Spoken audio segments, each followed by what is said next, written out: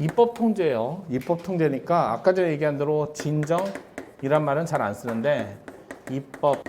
자, 요게 입법을 해야 할 의무가 있을 때만 나와요. 입법, 자기 해야 할, 그러니까 입법 의무, 입법을 해야 할 의무 있음에도 경우에 상당한 기간 동안 아무런 입법을 또는 전혀 입법을 안 한 경우, 이럴 때 우리는 행정입법 부작이라고 얘기합니다. 그러니까 입법 의무가 있으려면 아까 어떻게 돼? 필요성이 있고 국회가 위임까지 하셔야 돼. 알겠지?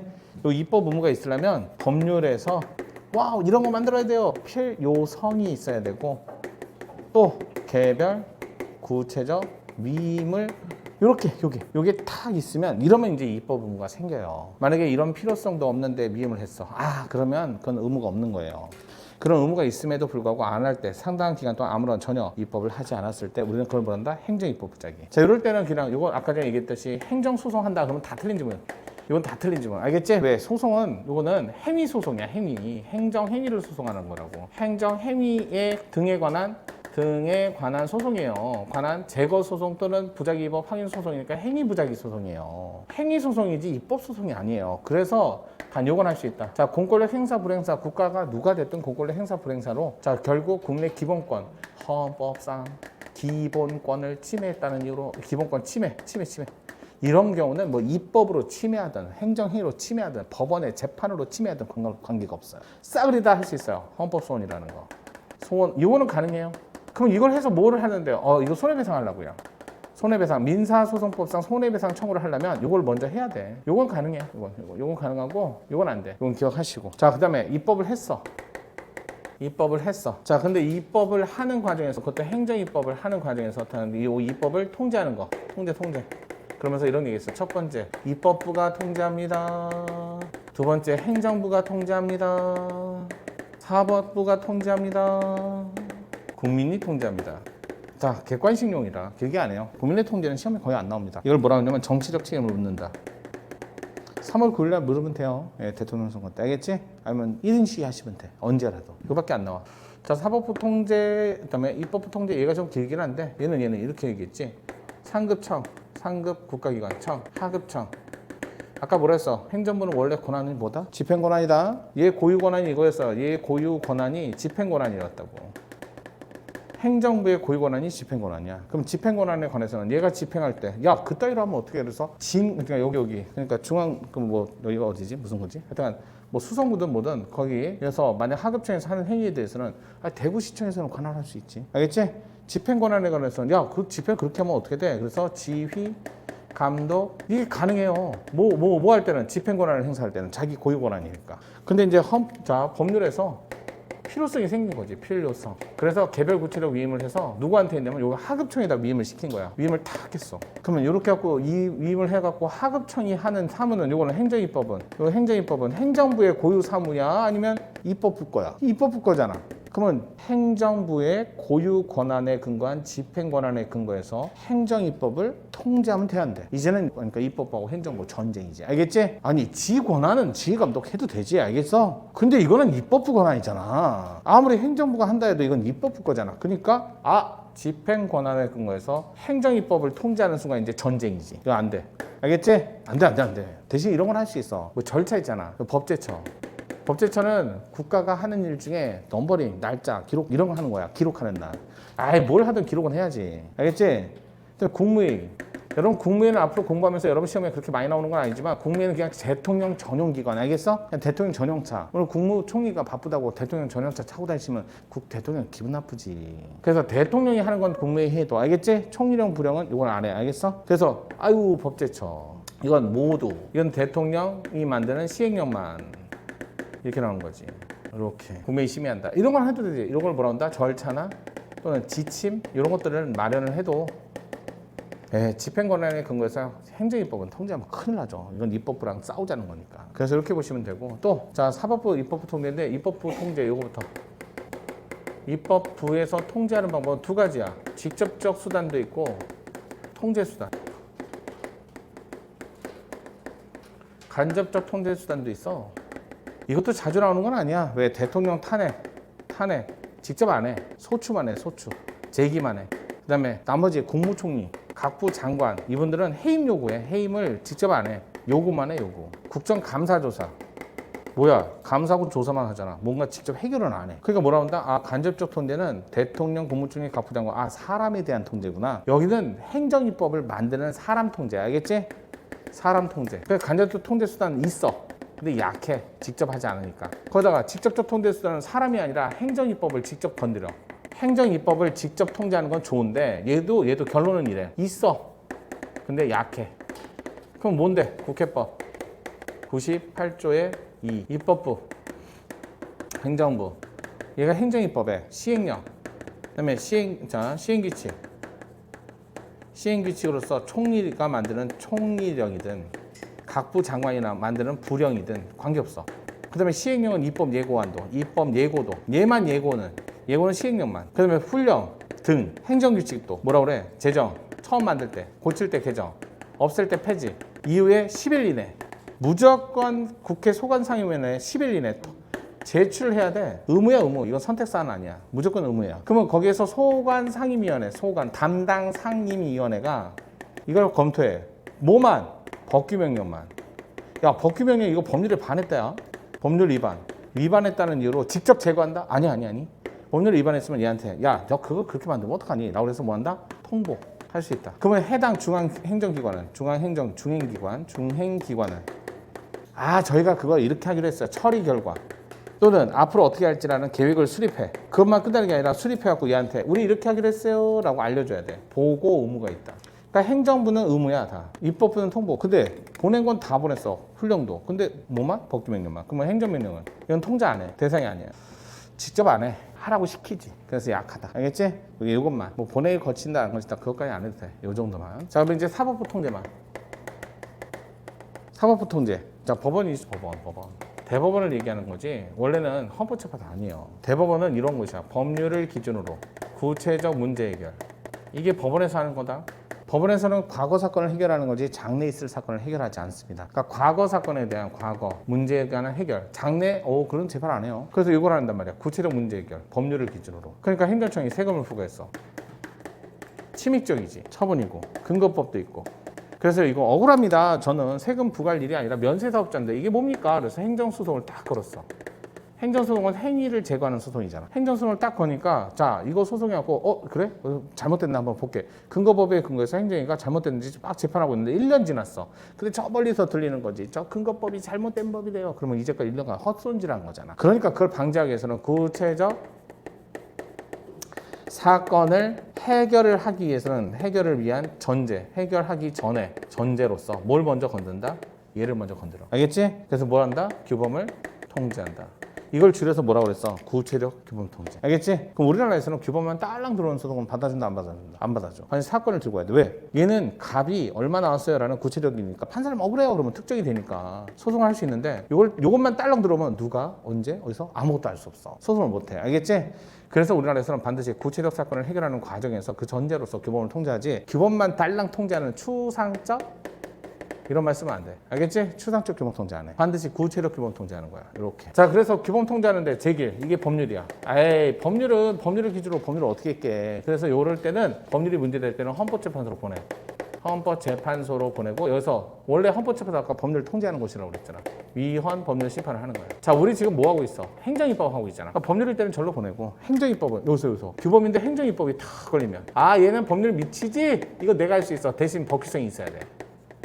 법규성이 없는 건 통제할 필요가 없으니까. 이거 이건 내가 할게. 행정법원에서 직접. 알겠지? 법률보다 아래 것이니까. 그래서 행정입법은 직접 통제. 근데 문제는 법원에서 통제하면 그 사건만이야. 알겠어? 구체적 그 사건 그 문제 해결. 당해 사건에 한해서 적용을 금지하는 그런 문제 해결할 때. 알겠지? 위법하다라고 하면 뭐가 행정입법이 위법하다라고 해도 당해 사건에 한해서만 적용을 금지하는 거지 모든 사건에 적용을 하지 않아. 왜? 구체적 사건을 해결되니까. 그 대신 헌법재판소 위헌결정하면 낙태죄, 간통죄, 위헌결정했지. 그럼 전국에 어디서나 누구나 다 우리나라는 낙태죄 없어. 간통죄 없어. 얘는 뭐라고 그랬어? 일반적 효력이 있다. 이렇게 얘기하고. 얘는 뭐 한다? 개별 구체적. 개별적 효력이 있다. 알겠지? 당해 사건에 한해서만. 거기다 위헌결정이 더 나면 위헌결정 이전에 무슨 사유? 이것도 했었잖아. 취소사유. 그치? 공무원이 집행할 당시엔 22년 1월. 재판 끝났는데 23년 1월 23년에 이게 위헌 결정 받으라고 누가 알고 있어? 아무도 모르지. 알겠지? 누가 이걸 23년에 위헌 결정 받을지 아무도 몰라. 객관적으로 누가도 몰라. 그러니까 무슨 사유? 취소 사유. 알겠지? 하지만 위헌 결정의 이후에는 후속 절차 집행하면 돼, 안 돼? 야, 법적 근거가 없는데 아무것도 하면 안 되지. 무효다. 이렇게. 요거까지 더불어 아셔야지.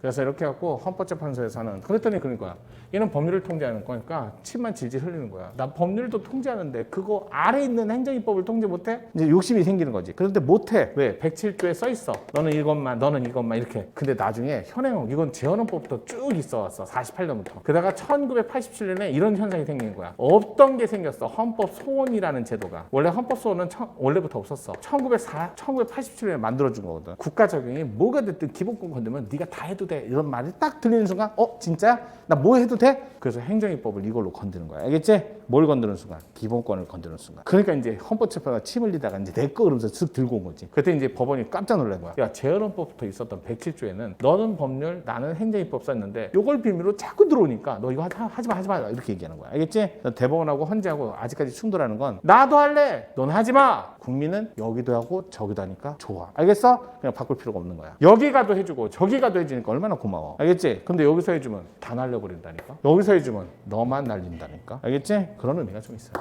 자, 이렇게 해갖고 정상적으로 이제 행정입법을 탁 해갖고 이제 아까 전에 약속대로만 만들어야 돼. 무조건. 위임은 그래. 입법부가 필요한 경우에 개별구체로 위임을 하고 행정부는 범위 내에서만 명확하게 만들고 집행명령은 내가 갖다 붙일게 이렇게 하면 되는데 문제는 그 룰을 어기면 통제할 수 있단 말이야.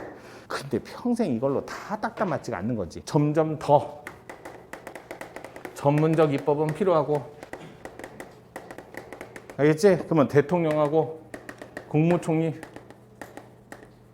각 부장관 이분들 전문가긴 한데 이분들이 통계율표? 그건 좀 힘들지 않을까? 관세율표?